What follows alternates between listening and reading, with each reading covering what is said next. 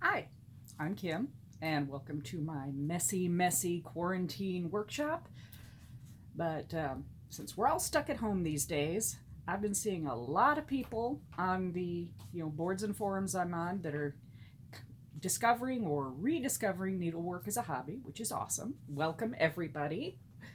And so I thought I would talk a little bit to you about framing and preserving your needlework pieces. And this could be cross stitch, needlepoint, applique quilting. If it's fabric, these techniques are going to apply because we spend hours, sometimes weeks or months working on a piece. So you want to take good care of it after you're done with it.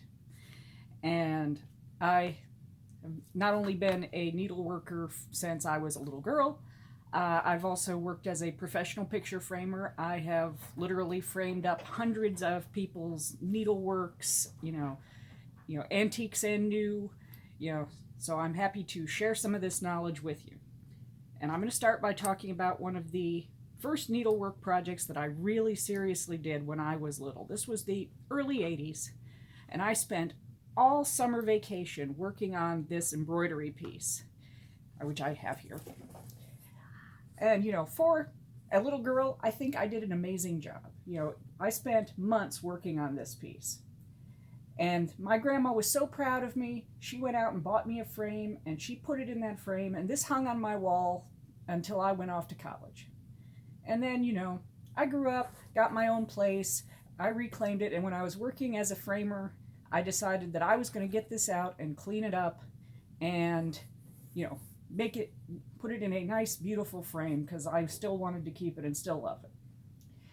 And this is one of those things where I'm now going to go and show you everything I did wrong because when I was a kid, I didn't know any better.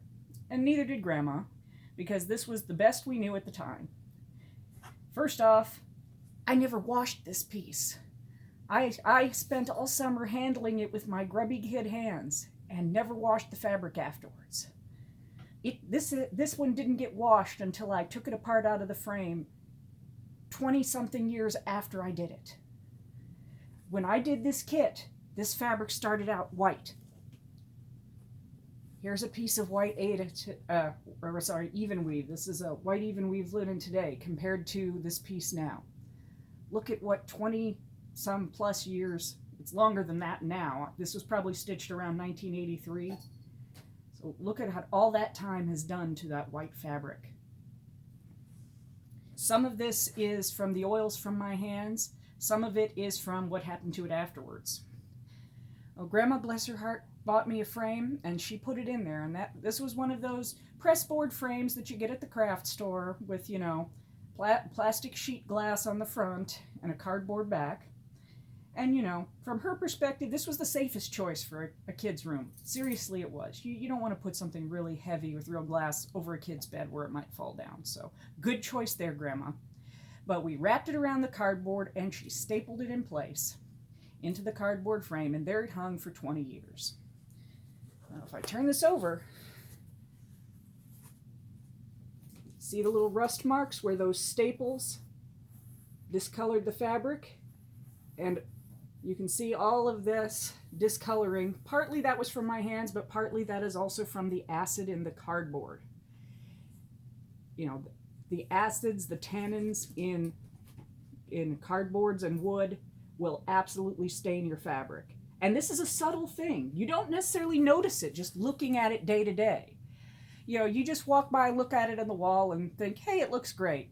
And you don't think about the fact that, it has slowly, an inch at a time, gotten more and more yellow until one day you compare it with something that's actually white and you wonder what happened. So how to avoid this? Well, first off, wash your piece when you're done with it. If you're worried about bleeding from, your threads and everything, wash your threads before you start working with them. You can just wash them by hand in the sink under cold water with a little bit of something gentle like Dawn dish soap. And, but when you're done, you give it a wash and then lay it flat to dry. Some people prefer to iron them, but for our purposes, if you're going to be framing them like this, ironing is not necessarily required. So if you're worried about the heat, you can skip the ironing. Just wash them and lay them flat to dry. So that'll get all the oils and stuff out of your hands. Then in terms of framing it, don't use anything with cardboard. The best thing you can use is called foam core. You can get it at your craft store or any of your local frame shops. You can do the mounting yourself. It's not hard to do. I'm going to show you how to do that. It just takes a little bit of time, but we've already put hours into stitching our pieces. It's a relatively quick process comparatively to mount it onto a board nicely so that it frames up and remains good and pretty for years to come. Foam core, I'm going to show you some examples here. You've probably seen it in your craft stores, but there's a couple different kinds. The basic kind is a paper-based foam core. That's these two. It comes in two thicknesses, a thin and a thick. The thin one is, I've got a tape measure here so we can measure this. You can kind of see that. The thinner one is 1/8 of an inch. The thicker one is 3/16, just a shade under 1/4. Sorry, it's hard for me to get this to show on the camera. Both of the thicknesses are good. For smaller pieces, I like to use the thinner. For big pieces, I prefer the thicker because it's going to give you a little more support on a large piece. These have a paper finish, and it is acid-free. You can find colored versions at your craft stores, so if you're using a colored Aida and you don't want the white to show through, especially if you're using like a black Aida and you don't want little light specks showing through, you might want to go with a darker color. I can't swear that the dyes they use to color them are acid-free, but the foam core itself is. There's also one step up. If you go to a frame shop, a proper frame shop, and ask for it, they have acid-free archival foam core. What this is it has a cotton rag finish on the front instead of paper. This comes in white or black. So again, if you're doing in a dark colored Aida or something where you're worried about the white showing through, you can get the black instead. This is 100% acid free with the finish being a cotton mat. I like using this for needlework because it's got a little more tooth. It's less slippery. So I feel like the fabric stays in place better while I'm working with it on this. So I actually recommend this archival rag foam board. Again, it's about 3/8 of an inch, or 3/16 of an inch thick. But that's what I recommend using. Other things that you will need for framing your picture besides the foam board itself is you'll need stainless steel pins. And I do recommend stainless steel because while it's not 100% necessary, I find I get better results if the pins stay in place for the rest of the piece's life. Some people will use pins and then after you're done, take them out at the end. But I leave them in, so I get stainless so that they will not rust. If you can find ballpoint pins, those are absolutely the best, but they're kind of hard to find ballpoint pins. So as long as you're in stainless pins and not plated, because you don't want plating that's going to wear off or crack, because that can let the pins rust underneath. Stainless is not going to rust. And then some kind of thread to lace the back. I like to use either like a number 12 pearl cotton or around a number 50 crochet cotton. Not as thin as sewing thread, but a little bit smaller than the embroidery floss you're used to. And it's, not expensive. You can get a big ball of it relatively cheaply. And then a tapestry needle. Same ones you sew with. I've got a couple of small pieces here that I can work with to show you. This is just 14 count Aida. It's been washed, but not really ironed. You can see it's got a little bit of a wrinkling to it, but that's going to come out as we work with it. And you start with your piece of fabric.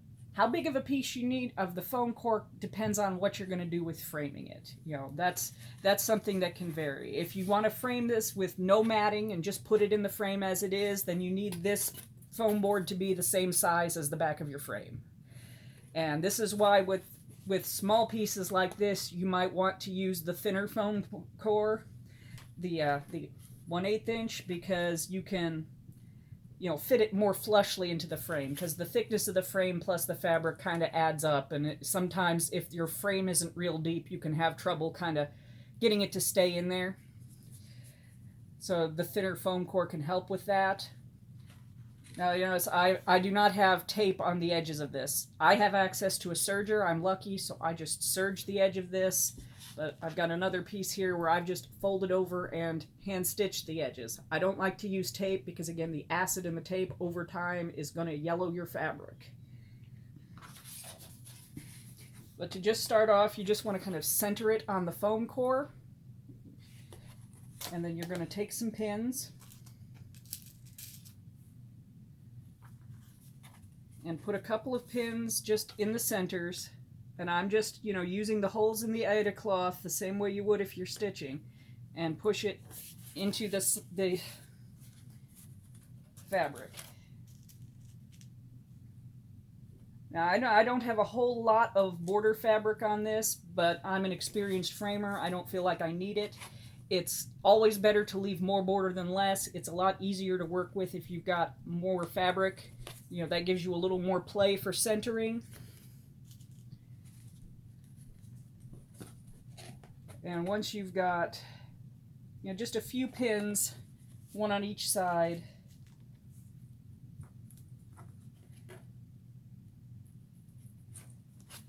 then you're going to start to count. If you've done freehand needlepoint or something, you don't have to worry about following the lines in the fabric. Just make sure your design stays centered. With a needlepoint like that, where you're just freehand centering, just try and work around it, and so that you're kind of keeping it in the center and tensioning it out evenly. With cross stitch, since everything is gridded and you want to maintain that grid to make it look its best, at this point then you're going to follow the lines of this fabric out to the corners and square it off. And as you do so, you're going to slowly start pulling tension onto this so that it pulls out the wrinkles and your piece gets pulled straight. And it's okay if, especially on larger pieces, you may find as you start to work your way out to the corners that this needs to be taken out and shifted because the fabric wasn't straight when you put it on. It's okay. Pull the pins out, reset it, put them back. Take your time with it, because getting it straight, it's going to look a lot better for it at the end. Once you get your corners roughed in, then what you're going to do, I'm skipping doing the bottom. You should do all four sides and work it tighter until it's got tightness, but I'm trying to not take 3 hours of video for this. Is you're going to start to work and just count, every 5 or 6 stitches. How many stitches kind of depends on the count of your fabric. If you're using a small count like an 18 or 24, you might want to go every 10 stitches. But just put in a pin every 5 or 6 stitches. And then I'll show you on this one, this wonderful old one, you can see I've just put these pins in, very regularly all around the edge, and as pulled it tight as it goes so that it's very straight and smooth on the board. Then after you've done that, this is where you get your crochet cotton, you lace it. You don't have to lace it as tightly as this. I kind of went a little overboard with this one. But, just folding your fabric over and lacing one way and then folding it and lacing it the other way so you have it taut. If you've laced it very taut like this, you can actually pull these pins out and it'll stay without the pins. If you're worried about your pins not being stainless or possibly rusting or anything, you can take them out. I like to leave them in because I feel like it keeps the tension more even. And since I'm using stainless, I'm not going to worry about rusting. I hope this has been informative for you. And, I'm happy to answer any questions if you find me online. Happy stitching, and welcome to the hobby if you're new. Thanks.